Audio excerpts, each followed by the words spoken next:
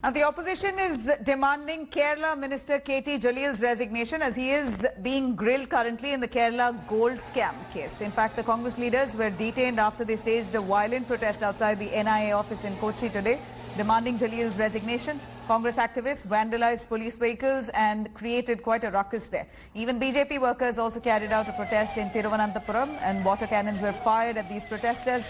Minister Jaleel is being grilled by the NIA in connection with his alleged link with Swapna Suresh, one of the main accused in the gold smuggling case. Last week, he was questioned by the Enforcement Directorate in the case. In fact, Jaleel, though, has defended himself, saying that the truth will come out once the probe is over. So far, 4, including main suspects, Swapna Suresh, have been arrested in the case and many are currently being grilled. The matter had come to light after 30 kgs gold worth over 14 crore smuggled in a consignment camouflaged as diplomatic baggage was busted by the customs in Thiruvananthapuram on July 5th. Our higher education minister is involved in this gold smuggling case, and people are very much disgusted with this government and the minister. Still the chief minister is protecting him, but how many days the chief minister can protect this kind of ministers? UDF, the main opposition in the state, are planning to have more vigorous agitation against the government.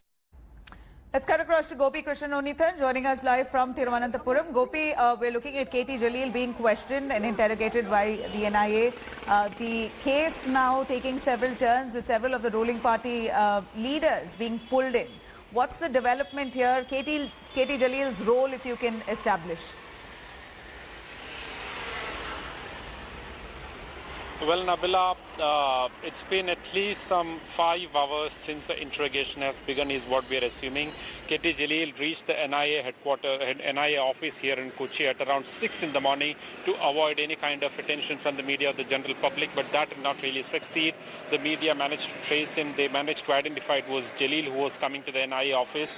And after that, the interrogation began at around 10 is what we have been told. Now, even as the protest erupts across the state, I'm outside the political headquarters, the CPIM headquarters here in the state capital out here. And just a while back, I was having a conversation with one of the senior leaders who is in charge of this LDF. He was the LDF convener, and we just wanted to figure out how the party, how the coalition was looking at this whole controversy. And they are actually saying that this is politically motivated, and just because the NIA has taken statement or recorded a statement of a person, a minister in connection with the case, that does not really imply that he should particularly resign. Now, coming to the involvement of KT Jaleel, minister, his name was first dragged into this controversy a couple of weeks after this case first emerged in the first week of July, if I'm not wrong.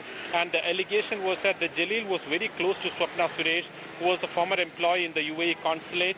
And after that, Jaleel himself called a press conference and he actually said that he had contacted Swapna Suresh, and that contact was only in professional capacity. And he also released some screenshots of his WhatsApp conversation with the UAE Consulate General, in which we could also see that the Consulate General had assigned Swapna Suresh to contact Minister KT Jaleel to carry out some of the welfare schemes which is being coordinated by the UAE Consulate here on the ground.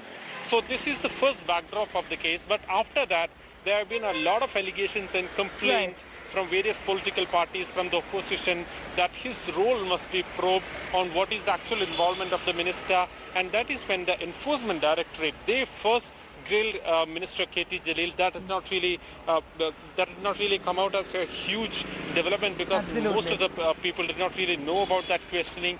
That incident even came out only after the questioning was over. So, now there's a second central agency which is now questioning KT Jaleel, and certainly the ruling front is under a lot of pressure. Thank you very much, Gopi, for joining us with those details.